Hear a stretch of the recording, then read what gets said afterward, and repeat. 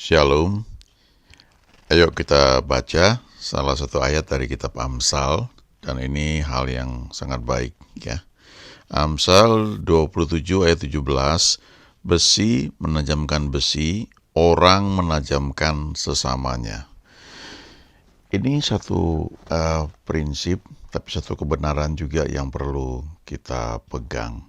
Karena kita berinteraksi dengan banyak orang, dan setiap orang tuh punya kepribadian tersendiri yang sangat berbeda ya, mungkin sangat berbeda dengan kita. Dan setiap orang juga punya pengalaman tersendiri, punya masalah sendiri, sehingga mereka itu bisa saja bersikap kurang baik, kurang nice kepada kita. Dan cara kita memandang hal itu akan menentukan apakah kita menjadi pahit ya, atau kita justru bisa belajar. Karena ayat ini mengatakan besi menajamkan besi. Kalau kita mau menajamkan pisau ya misalnya, benturan dengan besi yang lain itu membuat pisau itu menjadi lebih tajam ya. Memang ada sejenis batu yang digunakan untuk mengasah pisau. Tapi kalau pedang ya, seperti pisau juga kan, dia bersentuhan, berinteraksi dengan pedang lainnya, maka kedua pedang itu masing-masing akan menjadi semakin tajam. Prinsip ini berlaku ya dalam hubungan kita dengan orang lain. Dan cara pandang kita ini akan menentukan bagaimana kita memanfaatkan setiap interaksi dengan orang lain untuk membuat kita menjadi lebih baik. Ya, jadi pilihannya itu ada pada kita. Kita mau menjadi better, lebih baik, atau menjadi bitter, ya, menjadi pahit hati, menjadi kecewa. Satu ketika ada hamba Tuhan namanya John Maxwell. Dia banyak mengajarkan mengenai leadership. Di satu pertemuan dia diwawancarai, lalu di sampingnya ada istrinya ya. Istrinya itu juga diwawancarai dan ditanya sama yang mewawancarainya itu ya, apakah John Maxwell sudah membuatmu bahagia? Dan John Maxwell sudah berpikir, wah istrinya jawab apa ini ya? Tapi terus istrinya menjawab dengan bijak sekali ya. Istrinya bilang bahwa keputusan untuk bahagia atau tidak itu ada pada saya. Ya, bukan pada John Maxwell, bukan pada suami saya, bukan pada orang lain, tapi pada saya. Ya, bagaimana saya bersikap ketika saya mengalami situasi yang mungkin tidak enak. Nah, itu menentukan apakah saya mau berbahagia, ya, saya mau bahagia, atau justru saya mau kecewa, mau pahit hati. Kalau kita baca terjemahan lain dari ayat ini, ya, Alkitab Berita Baik, dikatakan di sini, sebagaimana besi mengasah besi, demikianlah manusia belajar daripada satu sama lain. Sekarang sudah banyak buku-buku yang mengajarkan tentang bagaimana berurusan dengan orang lain. Dan itu dipelajari, merupakan satu hal yang sangat baik ya. Ada satu kutipan ya, bagus sekali, yang mengatakan begini, never blame anyone in your life. Jangan pernah komplain ya, menyalahkan atau kecewa atau mungkin marah ya, mengutuk orang lain, siapapun dalam kehidupanmu. Good people give you happiness ya. Orang-orang yang baik itu membuat kamu tuh mungkin gembira ya, memberikan kegembiraan. Bad people give you experience. Orang-orang yang jelek, orang-orang yang jahat itu memberikan kamu pengalaman. Dan worst people give you a lesson, and best people give you memories. Orang-orang yang paling jahat itu, paling jelek itu memberikan kepadamu sebuah pelajaran, dan orang-orang yang paling baik itu memberikan kamu satu kenangan. Ya, ini kalau kita memikirkan atau mengubah cara pandang kita menjadi seperti ini membuat kita nggak gampang kecewa, ya.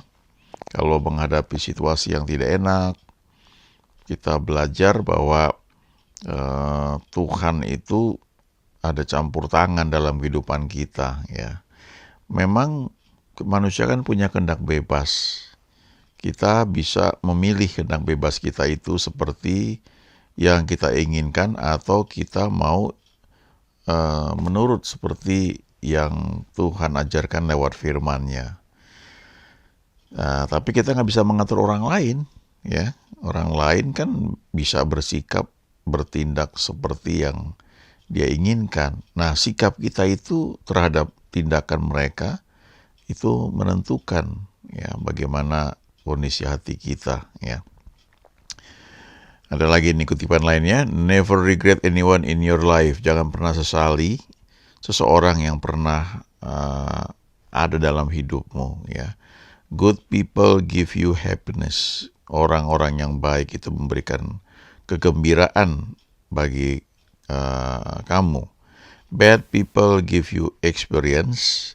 Orang-orang yang jahat itu atau orang-orang yang jelek memberikan kamu pengalaman atau pelajaran, ya, supaya kamu ya tidak perlu mengalami lagi.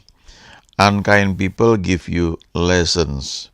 Orang-orang yang tidak baik itu memberikan kamu berbagai macam pelajaran. Awesome people give you memories. Orang-orang yang menakjubkan, orang-orang yang hebat, ya, itu memberikan kamu satu kenangan yang manis, ya. Kenangan, waduh, ya, saya pernah kenal sama seorang, ya, dan itu saya ingat bagaimana ketika dia menjabat tangan saya, waduh, ya, lain sekali, ya. Dulu waktu saya mulai bekerja, kami di kantor tuh pernah rapat karena mau membuat suatu usaha, satu ide, dan hadir di rapat tersebut seorang teman dari direktur utama, dan dia presentasikan satu peluang bisnis, dan orang ini memang orang hebat, ya, dan belakangan jadi berbagai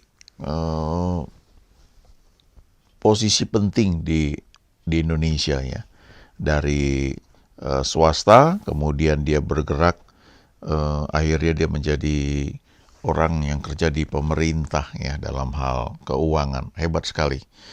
Nah, saya punya pengalaman ketika berjumpa dengan dia dalam rapat tersebut, bagaimana ketika dia menjabat tangan saya dan dia melihat mata saya, ya, looking into my eyes, itu berkesan sekali. Dia jabat dengan erat tangan saya, dan sampai sekarang saya masih ingat, ya, memori tersebut. Dan belakangan ketika dia menjadi orang yang hebat, saya nggak lupa itu, ya, pengalaman itu.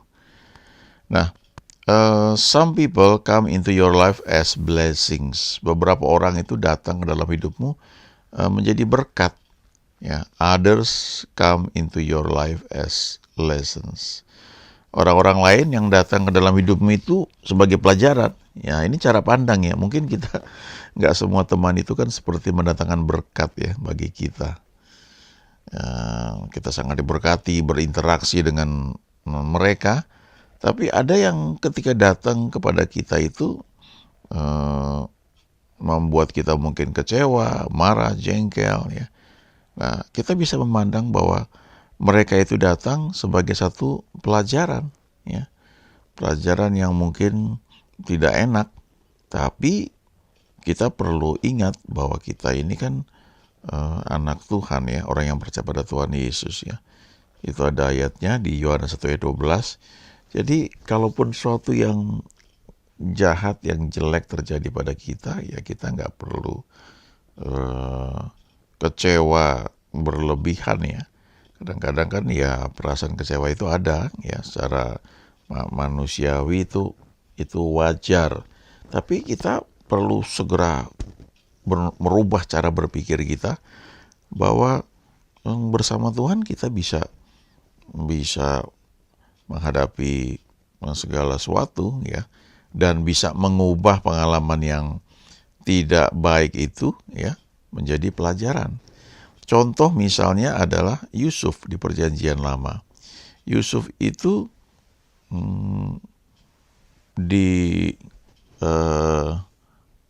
tidak disukai ya sama abang-abangnya, sehingga akhirnya dia itu dijual sebagai budak. Dan itu butuh waktu lama sekali. Kalau kita pelajari di firman Tuhan, setidaknya itu ada 13 tahun, dari Yusuf umur 17 sampai umur 30. Kemudian ada 7 tahun kelimpahan dan 2 tahun kelaparan ya, sebelum abang-abangnya itu datang bertemu dengan dia. Dan bagaimana Yusuf mesti belajar untuk memandang saudara-saudaranya itu yang tadinya dia pikir mungkin ya ini mereka jahat, tapi jadi pelajaran buat dia. Dan belakangan juga dia bilang bahwa memang Tuhan yang mengirim dia untuk mendahului abang-abangnya ya, menyiapkan makanan ya buat mereka semua ketika ada tahun-tahun kelaparan. Dan Yusuf bisa berkata bahwa kamu memang mereka-rekakan yang jahat, tapi Allah mengubahnya ya menjadi kebaikan. Nah, ini Mother Teresa ya, ucapan ini rupanya mungkin pertama kali keluar dari dia ya. Some people come in your life as blessings. Beberapa orang masuk ke dalam hidupmu sebagai berkat. Ya, mengajari kita dan kita mungkin kagum. Mungkin pendeta kita, gembala kita, atau sahabat kita, ya, orang-orang yang ada di sekitar kita. Some come in your life as lessons. Nah ini ya sama ya. Jadi beberapa datang ke dalam hidupmu itu sebagai pelajaran, membentuk kamu. Kayak Yusuf itu, abang-abangnya bersikap jahat karena iri, tapi setelah sekian tahun dia bisa memandang bahwa itu membentuk dia ya menjadi orang yang disiapkan untuk memimpin bangsa yang besar. Banyak orang-orang yang hebat ya, yang mulai dari bawah, mereka itu bisa menjadi hebat karena melalui berbagai macam kesulitan. Kesulitan itu terjadi ya, kalau saya nggak bilang semua ya, tapi sebagian besar itu terjadi karena kita berinteraksi dengan orang lain, dan orang lain tuh punya motif yang berbeda-beda. Ada yang memang jahat, ada yang mungkin karena karakter atau sifatnya seperti itu dan nggak cocok sama kita, ya walaupun dia mungkin baik, tapi tindakannya atau kata-katanya mungkin nggak cocok sama kita, sehingga kita bisa terluka, ya. Atau karena dalam hidupnya dia punya kepahitan juga. Ada satu kutipan ya yang menarik, dikatakan bahwa orang yang terluka itu akan cenderung melukai orang lain, ya. Orang yang diberkati akan cenderung memberkati orang lain. Jadi artinya seorang itu bisa bersikap dalam hal tertentu karena pengalaman dia dan bagaimana dia menanggapi pengalamannya itu kemudian membentuk dia menjadi orang yang seperti itu. Dan dia juga sedang belajar, ya. Misalnya ada orang-orang tertentu kalau bertemu dengan suku tertentu punya sikap yang lebih berhati-hati, bahkan cenderung curiga. Kenapa? Karena mungkin dia punya pengalaman dengan suku tersebut, pengalaman yang gak baik, ya, yang jelek. Sehingga ketika dia ketemu orang lain yang sebenarnya baik, tapi karena sukunya sama dengan orang-orang yang jahat yang pernah dia temui, membuat dia tuh curiga. Nah, kalau kita ketemu orang seperti ini, ya kita harus belajar, ya, bagaimana kita bersikap, ya. Memang tidak semua bisa menjadi orang yang dekat dengan kita, tentu itu akan pengaruhi hidup kita. Nah, ini kata-kata yang bagus dari Mother Teresa ya, atau Bunda Teresa ya, do it anyway ya. Judulnya artinya kerjakan saja ya. People are often unreasonable ya, irrational and self-centered. Forgive them anyway. Orang itu seringkali tidak dapat dimengerti, gak masuk akal, ya, tidak logis dan egois, ya, self-centered, egois. Ampuni mereka, ya, biar bagaimanapun ampuni mereka. If you are kind, people may accuse you of selfish, ulterior motives, ya. Be kind anyway. Kalau Anda itu baik, ya, orang mungkin akan menuduh kamu ini selfish itu ya, mementingkan diri sendiri, ya, punya motif yang nggak baik, ya. Tapi tetaplah untuk bersikap baik. Be kind anyway. If you are successful, kalau Anda sukses, you will win some unfaithful friends and some genuine enemies, ya. Kalau kamu sukses, kamu akan memperoleh banyak teman, tapi ternyata itu mereka orang-orang yang nggak setia. Ya, teman-teman palsu, ya, bukan teman-teman sejati. Dan kamu akan bertemu dengan musuhmu yang sejati, yang asli seperti apa, ya. Artinya kamu akan menghadapi peperangan mungkin, ya. Maksudnya peperangan tuh ya konfrontasi, ya, karena orang mungkin cemburu kan, ya. Kalau dikatakan succeed anyway, tetaplah sukses, ya, tetap lakukan sesuatu dengan baik. If you are honest and sincere, people may deceive you, ya. Kalau kamu tuh jujur dan kamu tuh ya tenang, kamu tuh menikmati, kelihatannya kamu orang yang tenang aja gitu, ya, orang yang jujur, nggak mau neko-neko. Orang mungkin akan menipu kamu, tapi tetaplah jujur, ya, tetaplah tenang, nikmati keadaanmu itu. What you spend years creating, others could destroy overnight. Create anyway. Apa yang kamu ciptakan dan butuh waktu bertahun-tahun, dalam waktu semalam itu bisa dihancurkan. Tapi tetaplah berbuat baik, ya. Tetaplah bangun sesuatu dengan baik. If you find serenity and happiness, some may be jealous. Kalau kamu mendapatkan ketenangan, kegembiraan, ya, beberapa orang mungkin akan cemburu, iri. Tetaplah bersuka cita. The good you do today will often be forgotten. Do good anyway. Hal-hal baik yang kamu kerjakan hari ini mungkin akan dilupakan, tapi tetap kerjakan hal yang baik tersebut. Give the best you have and it will never be enough.